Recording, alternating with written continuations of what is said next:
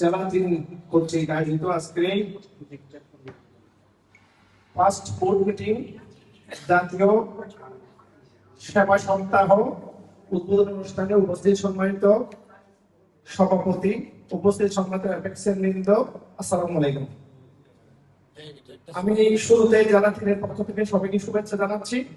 আসলে আজকে আমার অনুভূতিটা হলো আমাদের দীর্ঘদিনের অ্যাপেক্সিয়ানদের যে প্রত্যাশা, সেই প্রত্যাশাটা হয়তো আমরা সফলতা থেকে যাচ্ছি। আমি গত বছর গভর্নর ছিলাম, 20টা ক্লাবের নেতৃত্ব দিয়েছি, পুরো বাংলাদেশের বিভিন্ন ক্লাবের কার্যক্রমে অংশগ্রহণ করেছি, জাতীয় এবং বিভিন্ন ডিস্ট্রিক্টে। ক্লাব লেভেলে যে আকুতি, যে প্রত্যাশা, সেটা হলো ইউনাইটেড অ্যাপেক্স।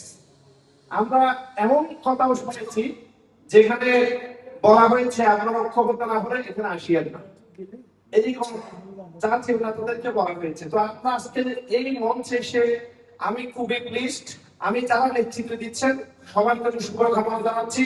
আমরা আশা করব সুপ্রিম স্যাক্রিফাইস করে আমরা ইউনাইটেড অ্যাপেক্সে এগিয়ে যাব এবং আমাদের পক্ষ থেকে যত রকম সহযোগিতা, সমর্থন এবং কার্যক্রমে অংশগ্রহণ দরকার সবগুলো দেওয়ার প্রত্যাশা, প্রতিশ্রুতি ব্যক্ত করছি।